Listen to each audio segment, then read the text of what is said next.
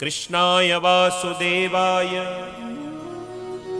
देवकी नंदनाय च नंदगोपकुमाराय गोविंदाय नमो नमः। नमः पंकजनाभाय नमः पंकजमालिने नमः पंकजनेत्राय नमस्ते पंकजांग्रहे। बार बार प्रणाम किया। भगवान ने कहा मैया तुम तो भगवान की तरह मुझे प्रणाम करती हो। अरे मैं तो तुम्हारा भतीजा हूं। बुआ भी कभी भतीजे को प्रणाम करती है। अगर भतीजा बुआ को प्रणाम करे तो अच्छा लगेगा। हाथ जोड़कर कहने लगी प्रभु मैं आपको पहचान गई। ये संसार तो आपने ही बनाया है, लेकिन भक्तों को आनंद देने के लिए कभी आप किसी के भतीजे बन जाते हो, कभी किसी के बेटा बन जाते हो, कभी किसी के पति बन जाते हो, लेकिन देखा जाए तो संसार के तो आप पिता हो। मैं भी आपकी शरण में आई हूं। आपकी कृपा से आज मेरा पूरा परिवार बचा, और परिवार ही नहीं आगे भविष्य तक आपने मेरे परिवार की व्यवस्था बना दी। महाराज मैं किन शब्दों में आपसे आपका धन्यवाद कहूं, बस मैं बार बार नमस्कार कर सकती हूं। भगवान ने कहा अब आप मुझे पहचान ही गई हो तो बुआ जी चलते चलते एक वरदान और मांग लो।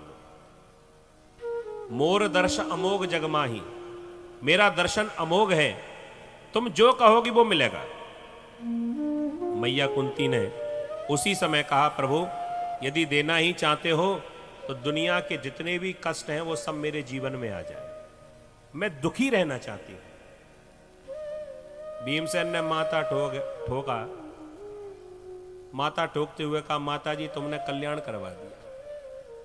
बड़ी मुश्किल से तो दुखों के बादल छटे थे, और अभी अच्छा समय आने ही वाला था। भैया हमारे राजा बनने वाले थे, राजमहल हमें मिलने ही वाला था, और तुमने फिर से दुख मांग लिए। अभी तक मन नहीं भरा। जब से होश संभाला है तब से दुख ही दुख तो मिले हैं जीवन में। मैया कुंती कहने लगी मोटी बुद्धि वाले भीम जरा विचार करके तो देख। जब से होश संभाला है तब से कष्ट तो मिले हैं, लेकिन ये भी तो देख के जब जब जीवन में कष्ट आए हैं तब तक उन कष्टों को उबारने के लिए कन्हैया मुरली वाला हमारे पास आया। इतना बड़ा महाभारत का युद्ध हुआ, द्वारिका के राजा हैं, और इतने बड़े राजा होने के बाद भी अभिमान नाम लेश मात्र नहीं है, अभिमान नहीं है, और वो तेरे भैया का रथ हाँक रहा है।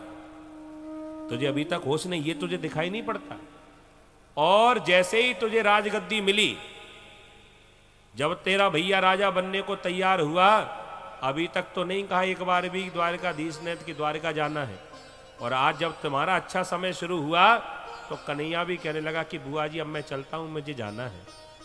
तो अभी भी तुझे होश नहीं है, तुझे अभी भी पता नहीं चला कि ये कन्हैया तो दुखों में ही रहता है, और जिसके जीवन में सुख आ जाए चुपचाप कन्हैया उनके जीवन से खिसक लेते हैं, चले जाते हैं। इसलिए प्रभु मैं सुख नहीं चाहती।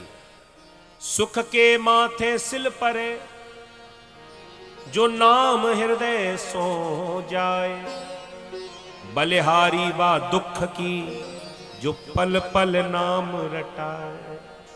मैं तो दुखी रहना चाहती हूं, क्योंकि जब तक दुख रहेंगे तब तक कन्हैया तुम्हारी याद आती रहेगी। इसलिए मैं दुख ही मांगती हूं। भगवान ने कहा ये तो नहीं दूंगा, लेकिन इतना जरूर कहता हूं कि हमेशा मेरा नाम लेती रहोगी। मैं यही आशीर्वाद प्रदान करता हूं। बोलिए भक्त वत्सल भगवान की।